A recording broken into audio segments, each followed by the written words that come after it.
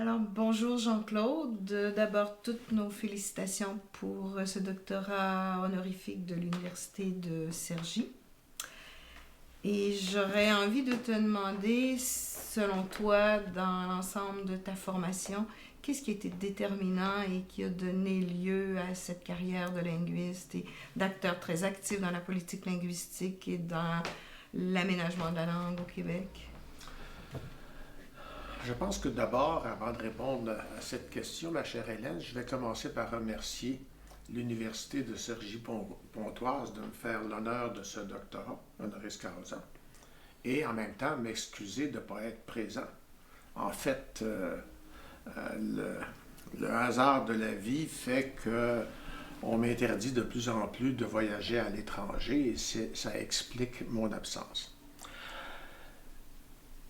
Pour répondre à ta question, je pense que je commencerai par dire comment je suis arrivé à la linguistique. Parce qu'au fond, j'ai commencé ma carrière comme professeur de français et de latin au secondaire, dans ce qu'on appelait à l'époque un collège classique. Et j'avais des élèves qui étaient vraiment des adolescents, 11 ans, 12 ans, et c'était dans un quartier, disons, populaire de l'est de Montréal, donc des gens qui avaient, à l'origine, au départ, une connaissance du français oral qui était très caractéristique de l'usage québécois. Enseignant le français, axé surtout sur la langue écrite, j'avais à enseigner la grammaire. Et constamment, les élèves me posaient des questions sur pourquoi c'est comme ça, pourquoi voulez-vous qu'on fasse ça comme ça, qui a décidé que l'accord du participe passé avec avoir fonctionnait comme ça. Et ma foi, j'avais aucune espèce de réponse à ces questions-là. Un, je me les avais jamais posées. Et deux, personne ne m'avait jamais expliqué pourquoi ça fonctionnait comme ça. Donc, j'étais ignorant. Et c'est mon ignorance qui peut-être me heurtait le plus face à des enfants qui étaient curieux et moi qui n'avais pas de réponse. Jusqu'au jour où, à la salle des professeurs, un de mes collègues m'a dit tiens, il y a une nouvelle discipline qui est en train de s'installer à l'Université de Montréal. Ça s'appelle la linguistique. C'est une science nouvelle et il paraît que c'est une science qui est consacrée à l'observation et l'explication du langage à l'intérieur d'une communauté de locuteurs, c'est-à-dire comment fonctionne une langue à l'intérieur d'une société. Ça m'a beaucoup intéressé. Et je me suis dit, peut-être que je vais trouver des réponses à mes questions. Et donc, je me suis inscrit en linguistique et directement au niveau de la maîtrise, parce que j'avais déjà un baccalauréat. Et c'est comme ça que peu à peu, j'ai commencé à me donner une formation scientifique pour l'observation du français québécois. Ma grande curiosité à l'époque, c'était, de répondre, comme je vous le disais, aux questions des enfants. Mais ma grande question, c'était, quelle est la nature du français québécois et comment le décrire? Parce qu'en fin de compte, on avait très peu à ce moment-là de renseignements sur le fonctionnement du français et sur sa description. Et puis deux, là-dedans, il y avait tout le phénomène de la concurrence linguistique avec l'anglais, parce que fondamentalement, l'un des problèmes que nous avions, c'était notre relation forcée avec la langue anglaise et toutes les conséquences qui s'en suivaient sur l'usage du français et surtout sa contamination par l'anglais, aussi bien dans le domaine du lexique surtout, et parfois dans le domaine de la syntaxe pour la construction des phrases sur des modèles de la syntaxe anglaise. En fait, c'est comme ça que je suis arrivé à la linguistique. Et de fil en aiguille, j'ai quitté l'enseignement secondaire. Je suis passé à l'école normale comme professeur responsable de la formation des professeurs de français à l'élémentaire et au secondaire.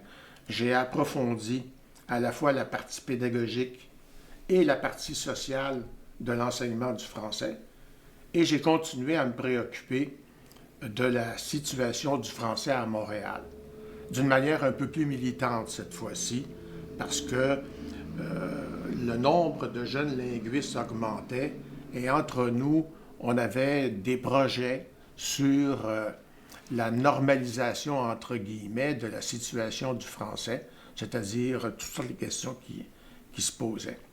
C'est le cheminement que j'ai suivi pour arriver à ce qui deviendra là, la politique linguistique du Québec.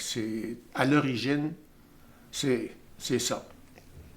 Et quelles ont été les principales difficultés que vous avez rencontrées pour aller jusqu'à la rédaction de la Charte de la langue française et de l'aménagement de cette langue-là au Québec? En fait, ça a commencé lorsque on m'a offert la direction de l'Office de la langue française en 1971 et j'ai accepté parce que je savais que le gouvernement libéral de l'époque avait décidé de faire du français la langue de travail et que c'était un engagement politique ferme et que M. Bourassa, premier ministre de l'époque, était déterminé à faire du français la langue du travail au Québec. Ça me passionnait. Je savais que c'était éminemment complexe parce que j'avais déjà travaillé en usine quand j'étais étudiant. Et en même temps, je savais qu'il faudrait constituer une équipe de jeunes linguistes pour travailler à ça et que de toute manière, j'obtiendrais les budgets de recherche nécessaires pour faire ce travail-là. Et le jeune chercheur que j'étais, était passionné par le fait d'avoir accès à une bonne source de revenus pour la recherche et à la constitution d'une équipe pour la mener et à l'intérieur d'une décision politique qui servirait de moteur aussi bien aux hommes politiques qu'aux linguistes qu'on était. Et de fil en aiguille, vous avez travaillé au Grand Dictionnaire terminologique maintenant. Ensuite, vous avez toujours été proche du milieu de l'édition, du milieu des dictionnaires. Donc, quelle relation vous voyez entre les dictionnaires et l'aménagement de la langue au Québec? C'est quand même une très longue évolution dans le domaine des dictionnaires. Tout à fait. En fait, on s'est rapidement rendu compte que dans ce qu'on appelle une politique linguistique, il y a deux aspects très distincts. Il y a le statut, qui est au fond la place que devrait ou qu'on voudrait qu'occupe le français dans la vie sociale et l'organisation politique du gouvernement. Et par rapport à l'anglais, évidemment, parce que le problème fondamental des Québécois qu'il fallait régler, c'est la concurrence avec la langue anglaise, qui était à ce moment-là largement la langue dominante de toute l'économie, d'une certaine manière aussi du commerce, au point que c'était difficile de se faire servir en français dans les commerces de Montréal. Et l'autre aspect qu'il y avait, c'était la langue elle-même, c'est-à-dire la manière dont les gens parlent, qu'on leur enseigne le français, et là se posait le problème de ce que j'appellerais l'instrumentalisation du français, c'est-à-dire que les instruments de référence dont on disposait à l'époque pour répondre aux questions qu'on se posait étaient tous d'origine française européenne, et au fond, je dirais même parisien, parce que aussi bien les grammaires que les dictionnaires étaient tous publiés à Paris. Et à ce moment-là, la norme du français qui était la plus admise, c'était le français de Paris, au fond. Même en France, la seule norme qui s'imposait dans l'usage, c'était celle de Paris. Donc, on avait un problème d'instrumentalisation du français. Les Québécois ne pouvaient pas trouver des sources de référence qui leur donnaient le statut des mots les plus ordinaires qu'ils utilisaient lorsqu'ils n'étaient pas dans le Larousse. Et donc, c'est là que peu à peu, il y a eu des projets qui se sont constitués. D'abord, dans la langue technique, parce que fondamentalement, c'est toujours le français, langue de travail et langue du commerce et des affaires, qui prédominait. Donc, il fallait à l'Office que l'on constitue une terminologie de base pour au moins démarrer l'utilisation du français dans ces domaines-là, d'où la banque de terminologie, qui était tout de même et qui est devenue depuis, sous la forme du grand dictionnaire terminologique, un instrument de référence extrêmement utile et très utilisé. Mais d'autre part, il fallait, autant que possible, essayer de trouver le moyen de se donner un dictionnaire de l'usage standard du français au Québec, non pas uniquement en se consacrant à ce qu'on appelle les variantes ou les québécismes ou les canadianismes, vous voyez le type de vocabulaire, mais en même temps dans la totalité de la langue, parce qu'au fond, la langue québécoise, c'est tout simplement une variante du français. Et nous avons probablement 85-90% de la langue en commun. C'est ce qui nous permet de nous comprendre si bien. Mais en même temps, c'est pas tout à fait certain qu'on a le même lexique. Et c'est pas tout à fait certain non plus que quand dans le choix synonymique d'une série, on fait les mêmes choix de part et d'autre de l'Atlantique. Et on peut, nous, privilégier, par exemple, le mot congédier, alors que la France pourrait très bien privilégier mettre à pied. Et donc, il y a des variantes de ce type-là. Et c'est à ce moment-là que le projet d'un dictionnaire québécois normatif du français est apparu, et qu'en même temps, il fallait se donner d'autres instruments, par exemple, je ne sais pas moi, le français au bureau, ou le français des affaires. Le dictionnaire visuel. Le dictionnaire visuel. Donc, au fond, pour moi, les dictionnaires, c'est essentiellement une instrumentalisation mise à la disposition des usagers du français pour trouver les réponses aux questions qu'ils se posent sur c'est légitime, c'est pas légitime, tel mot ou telle manière de dire les choses. Pour moi, c'est ça, les dictionnaires. Oui, toujours avec une relation entre la France et le Québec. Et quel a été comment ça s'est concrétisé, vos relations entre la France et le Québec à travers tous vos travaux d'aménagement de la langue, vos travaux d'ordre dictionnérique? Pendant que j'étais étudiant à Strasbourg, parce que j'ai fait mon doctorat à Strasbourg de 62 à 64, le gouvernement du Québec m'avait confié la tâche d'aller demander aux principaux éditeurs de dictionnaires comment ils traitaient les mots québécois. Parce que à ce moment-là, l'idée était qu'il fallait faire pénétrer dans les dictionnaires de langue française publiés à Paris la langue québécoise, un certain nombre de mots de la langue québécoise, en pensant que ça pourrait satisfaire ou que ça pourrait être suffisant. Bon, c'est une hypothèse qui s'est avérée un peu fausse, mais c'était l'esprit de l'époque. Donc, je suis allé rencontrer les principaux auteurs de dictionnaires. À ce moment-là, c'était essentiellement Larousse, qui était certainement le dictionnaire le plus en usage dans les familles et les écoles du Québec. Il y avait, du point de vue pédagogique, 2 maisons d'édition qui publiaient des dictionnaires pédagogiques, Hachette et Quillet. Et il y avait un nouveau dictionnaire en cours de préparation qui se profilait, qui se vendait au Québec en fascicule et qui était le Grand Robert, et qui se présentait comme le nouveau Littré. Et donc, je suis allé rencontrer Larousse. Chez Larousse, j'ai rencontré essentiellement Claude Dubois, qui dirigeait le grand dictionnaire terminologique, et Louis Gilbert, qui était en train de terminer le grand dictionnaire de la langue française. Chez Robert, j'ai rencontré Paul directement, Paul Robert. Et c'est Paul Robert qui m'a présenté à Alain Ré, qui était à ce moment-là un jeune collaborateur.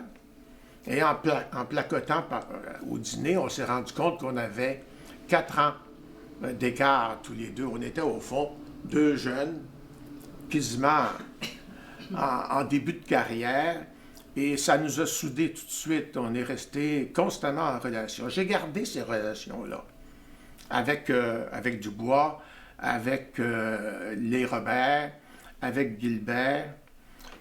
Et c'est comme ça que les relations ont commencé entre les maisons d'édition françaises de dictionnaires, les linguistes français d'autre part, parce que j'avais rencontré pendant que j'étais à Strasbourg, Quémada, Bernard, j'avais rencontré Paul Imbs, qui était en train de discuter son grand projet de trésor de la langue française, et où je m'étais permis de poser la question éternelle de comment vous allez traiter les Français d'ailleurs. Parce qu'après tout, un trésor de la langue française, à mon avis, ça devait inclure tous les usages de la langue française et non pas uniquement le français français ou le français hexagonal ou le français parisien. Donc, ça a été tout à fait naturel et ces relations-là, je les ai toujours maintenues. Et quand, à l'Office de la langue française, j'avais des problèmes, bien, je montais un colloque, j'invitais mes collègues européens et on en discutait. Et les gens venaient parce qu'ils avaient plaisir, probablement à venir se mêler de cette bande d'énergumènes qui était en train d'essayer de faire une politique linguistique. Et ça a été parfaitement normal. La relation avec Cergy a été suivie le même chemin. Quand Jean Prouvost a commencé à organiser les journées des dictionnaires, ça a été tout à fait normal. Les Québécois se sont insérés dans ce projet-là. Moi-même, je l'ai suivi de très près, même si je n'y ai pas participé d'une manière soutenue.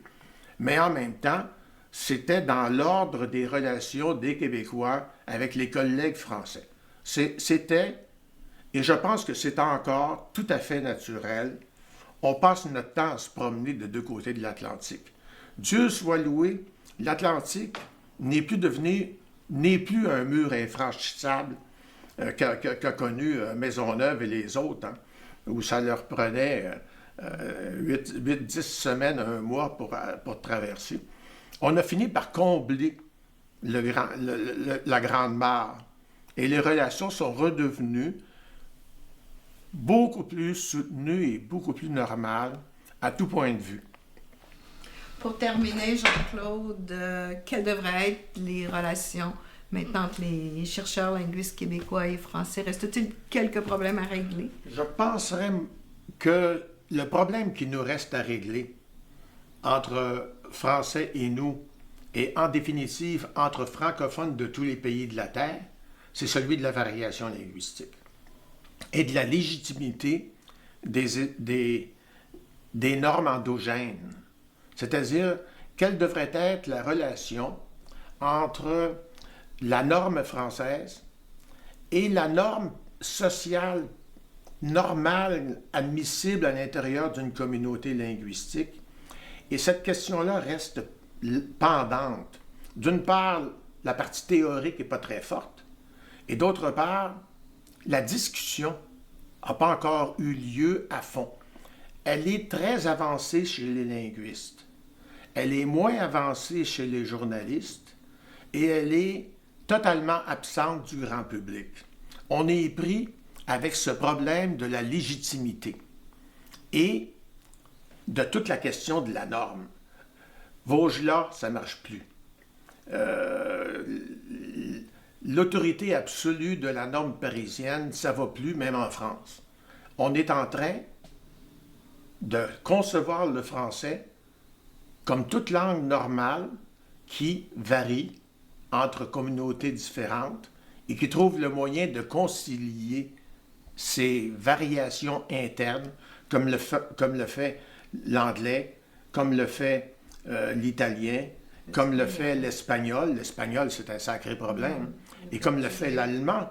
Un Allemand m'avait dit « Pourquoi vous vous énervez? C'est normal d'avoir un accent. Celui qui n'a pas un accent, c'est ou bien un étranger ou bien un espion. » Donc, c'est le problème qui nous reste à régler. Alors, le programme est lancé.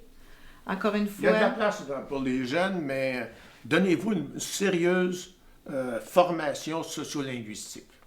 Alors, encore une fois, merci beaucoup, Jean-Claude, et encore une fois, félicitations pour ce doctorat honorifique. Et merci à l'Université de Cergy-Pontoise.